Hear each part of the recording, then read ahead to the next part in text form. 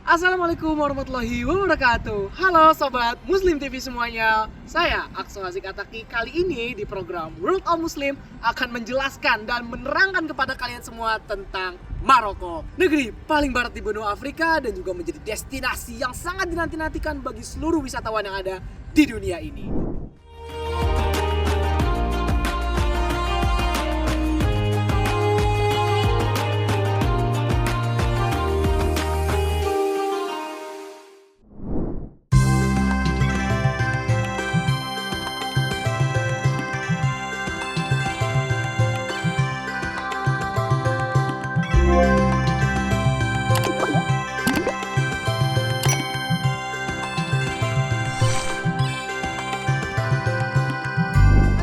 Menjelaskan kepada kalian tentang kuliner, fun fact, tentang agama Islam, dan juga tentang semua hal-hal yang perlu kalian ketahui ketika kalian mengunjungi Maroko itu sendiri.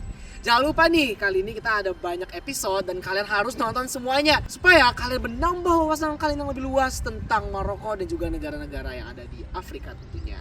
Jangan lupa saksikan terus. Kali ini di episode pertama kita akan mulai dari keberangkatan ke Maroko.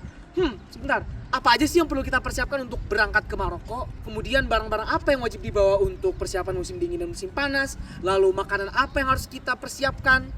Lalu kira-kira ada makanan apa di Maroko? Lalu bagaimana suasana keagamaan yang ada di Maroko? Nah itu dia yang perlu kita ketahui. Langsung aja kita saksikan.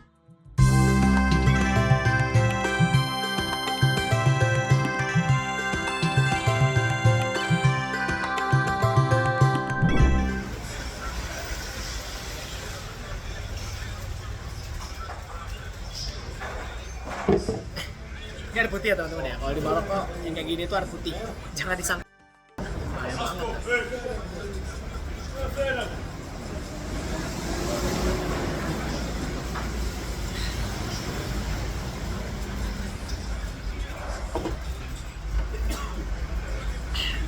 Nah, jadi di episode World of Muslim kali ini aku akan membahas spesifik tentang keberangkatan ke Maroko. Duh, emang ngapain dibahas bang keberangkatan ke Maroko? Ini penting banget loh teman-teman. Jadi bagi kalian yang akan keluar negeri ya, apakah itu pendidikan ataukah untuk kerja dan lain sebagainya, tentu perlu adanya prosedur-prosedur langkah-langkah yang perlu kalian lakukan agar ketika sampai di Maroko atau di negara yang kalian tuju itu aman dan benar-benar gak ada yang akan mengganggu kalian sama sekali.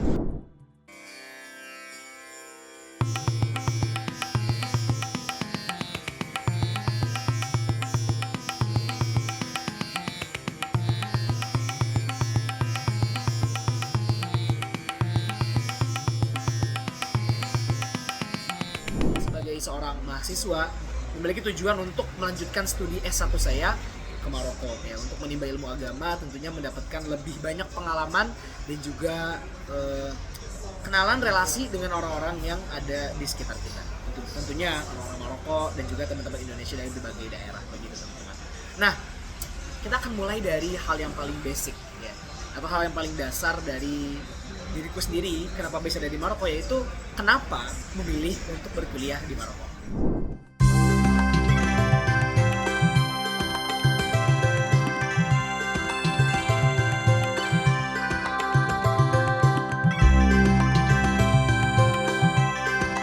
Nah, perlu diketahui ya, aku adalah seorang alumni pondok pesantren yang kemudian memiliki cita-cita yang sangat besar untuk melanjutkan studi ke luar negeri. Nah, salah satu tujuan negara saya adalah Maroko. Kenapa sih Maroko spesifik banget gini? Maroko itu merupakan negara yang paling barat di benua Afrika. Mungkin gak barat banget ya, tapi bisa dibilang Maroko ini memiliki keunikan yang luar biasa. Tentunya di adat istiadat, kuliner, bahkan dalam praktik keagamaan sendiri loh. Alhamdulillah saya diterima di jalur Kementerian Agama pada seleksi tahun 2024 ke Maroko. Perlu kalian ketahui bahwa ke Maroko itu sebenarnya ada 3 jalur ya teman-teman ya. Yang pertama dari jalur Kementerian Agama sendiri yang kemudian bekerja sama langsung dengan pihak kerajaan Maroko di bawah naungan agensi internasional yang mengurusi kemahasiswaan yang ada di sini. Kemudian yang kedua ada jalur Muhammadiyah. Nah, jalur Muhammadiyah ini terbuka untuk teman-teman yang ingin berkuliah ke Darul Hadis Al Hasaniyah. Nah, pasti tahu nih Darul Hadis ini kan kampus yang Abdul Somad ya kan. Pasti ada kalian ingin banget berkuliah di tempat kampusnya ustadz yang terkenal di Indonesia gitu, di Darul Hadis. Dan yang ketiga ada jalur PCINU. Dan kalian akan di sini ditempatkan di kuliah universitas-universitas yang langsung mendapatkan asrama dan lain sebagainya. Nah teman-teman, di jalur Kemenak ini kita akan diletakkan di kampus negeri ya. di kampus negeri atau di kampus yang sudah di bawah naungan Kementerian Pendidikan Maroko.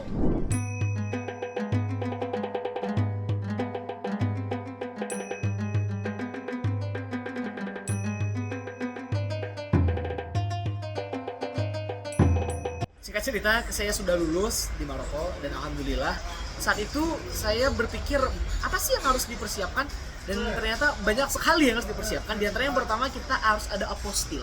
Nah, teman-teman perlu tahu apostil itu adalah berkas yang sangat penting pengganti visa. Kenapa bisa seperti itu? Maroko ini negara salah satunya yang bebas visa dengan negara lain, sehingga kita memerlukan adanya apostil sebagai pengganti dari visa tersebut. Bukti bahwa berkas kita itu diakui secara hak dan hukum negara Republik Indonesia, gitu teman-teman. Nah, selain apostil, kita juga membutuhkan seperti paspor ya, kemudian ada banyak kan pokoknya ya yang berkaitan dengan keberangkatan ke luar negeri.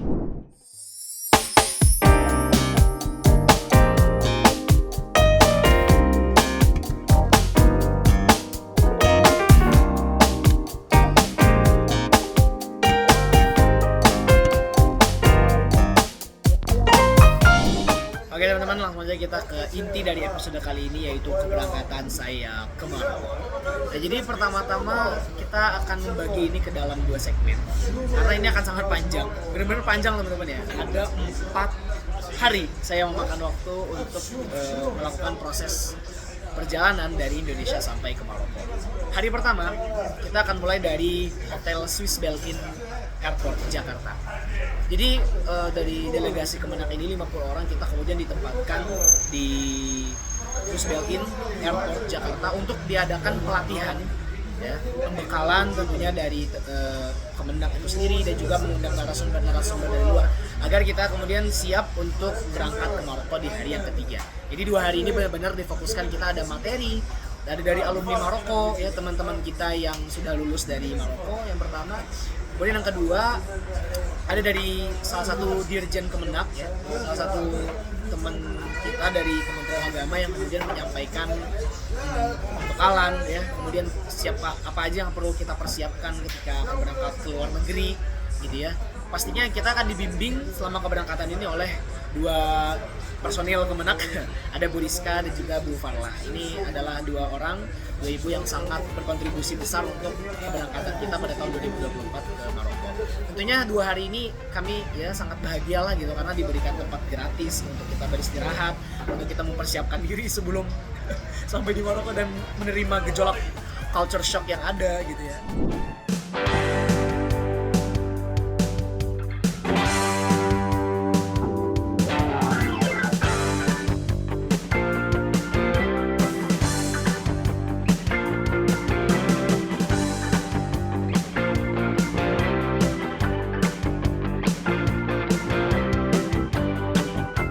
Selama 2 hari ini tentunya ada disajikan makanan yang luar biasa di hotel, dan ini menjadi santapan terakhir kita nih sebelum berangkat ke Maroko nih ya.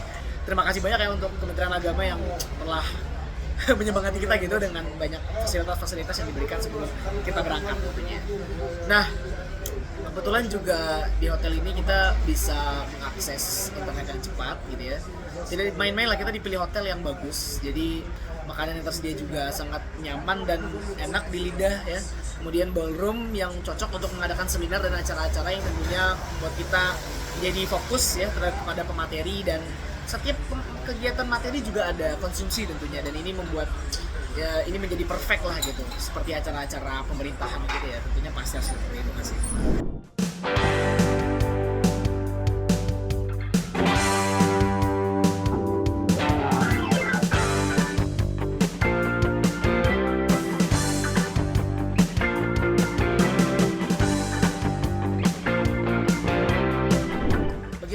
Yang akan keluar negeri, jangan lupa untuk persiapkan mental ya, itu yang pertama.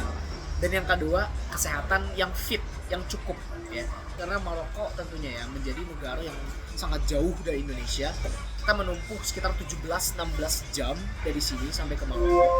Dan kalau kalian masih berpikir tentang orang tua gitu ya, belum bisa lepas dari rumah dan sebagainya, coba kalian mungkin jangan ke Maroko dulu ya, karena memang bakal jauh banget, dan mau bolak-balik ke rangkangan rumah dan sebagainya itu mahal teman-teman.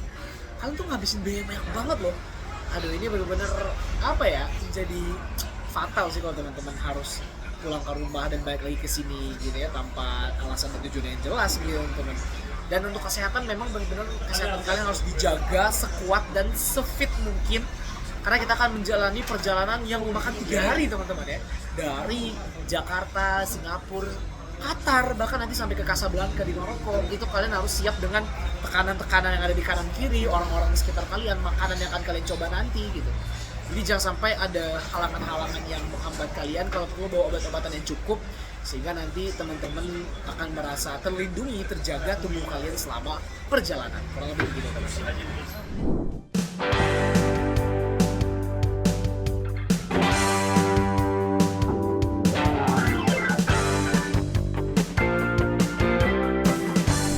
Kita lanjut teman-teman ya. Ketika sudah mendarat di Bandara Changi Airport Singapura, pasti semua orang yang mendarat pertama kali di Changi Airport terpukau. Mendarat di Singapura, kita kemudian langsung dibawa oleh pembimbing kita, ada Mas Tamam dan Rizka untuk keluar imigrasi. Nah, mungkin teman-teman bertanya, kenapa sih kita harus keluar imigrasi? Padahal kita mau transit nih. Ya, bagi teman-teman yang paham tentang penerbangan, alur penerbangan internasional, ketika transit itu kita nggak harus keluar dari imigrasi, kecuali teman-teman pindah maskapai atau pindah pesawat penerbangan. Ya. Kita dari Singapura ini transit pindah ke Qatar Airways. Waduh, ini langsung ke high class banget pesawatnya ya. Sekarang kita bahas dulu nih, ada apa sih di Bandara Changi Airport? Kenapa kita harus transit di Singapura? Oke. Yang pertama, kenapa transit di Singapura? Salah satu dari paket murah tiket tersebut ya, keberangkatan kita yang tergolong murah, itu ada transit di Singapura ya. Dan padahal kan sebenarnya bisa ya langsung tembak ke Qatar gitu.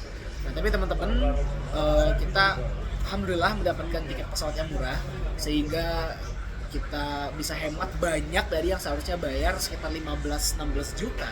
Kita hemat 5 juta rupiah dengan berangkat hanya dengan 10 juta rupiah saja gitu.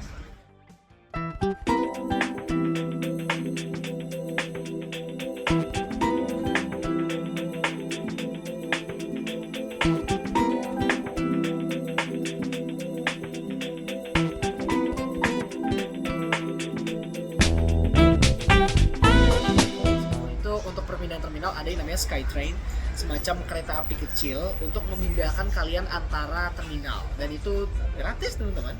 Dan kita lihat itu kayak monorail karena nggak ada rodanya. Itu representasi monorail sebenarnya sih kalau kalian lihat ya teman-teman. Singkat cerita di terminal 1 kita berusaha untuk early check-in, akan tetapi tidak bisa karena early check-in ini berlaku beberapa jam ya. Kita kan ada transit waktu 7 jam, akan tetapi karena waktu kita yang habis untuk mencari terminal 1 itu, ini problem ya teman-teman ya. Kalau nanti ke depannya ketika ada penerbangan transit, apalagi itu di Singapura, kalian harus jelas dan mengetahui nih posisinya di Changi Airport tersebut ya, sampai kalian nanti ya tersesat dan itu ngabisin waktu lebih dari sejam 2 jam gitu ya. Alhamdulillah di sela-sela waktu kita early check-in, kita bisa menyempatkan diri main ke Jewel. Jewel ini adalah salah satu mall baru yang ada di tengah-tengah Changi Airport. Mall yang sangat unik. Kalau kalian lihat ini bentuknya seperti kubah raksasa yang di dalamnya ada hutan buatan yang luar biasa indah dan menarik pandangan kita semua. Jewel ini merupakan satu-satunya mall di Singapura yang menggabungkan antara futuristik dengan keindahan alam. Ya, jadi kalian bisa lihat ada hutan eksotis, walaupun hutan buatan ya, tapi hutan ini benar-benar eksotis, luar biasa dihidupkan dengan environment-nya yang hijau, juga dengan adanya air mancur yang terjun di tengah. Itu kan menggambarkan representasi rainforest yang benar-benar hidup gitu.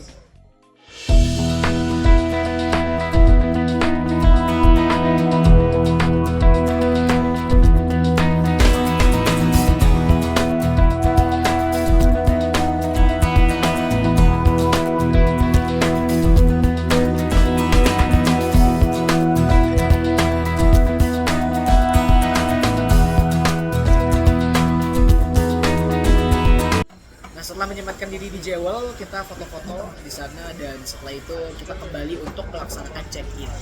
Tadi early check-in-nya gagal ya teman-teman ya. Kita di check-in normal, check-in biasa, dan itu alhamdulillah berjalan dengan lancar teman-teman. Pastinya kalau rombongan nggak akan semuanya lancar sih ya, tapi ini kalau diceritain lama panjang juga nih apa namanya acara ini. gitu.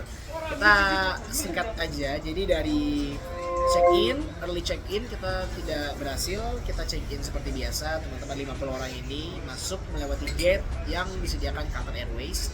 Alhamdulillah semuanya berjalan lancar dan kita sudah sampai di lounge atau ticketing yang ada di Qatar Airways menuju penerbangan Doha. Nah teman-teman bisa lihat nih selama ada di dalam terminal, kita dari departure-nya aja ya. Departure gate-nya ini menjadi titik yang kedua lah setelah tadi awal terpukau di terminal 4 dan juga di Jewa.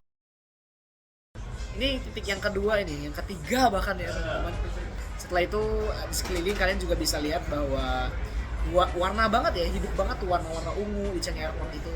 Dan ini tentunya pasti harus ada first impression ya bagi turis-turis yang datang ke Singapura. Mereka melihat, wah ini ada keindahan nih, ada ini mencerminkan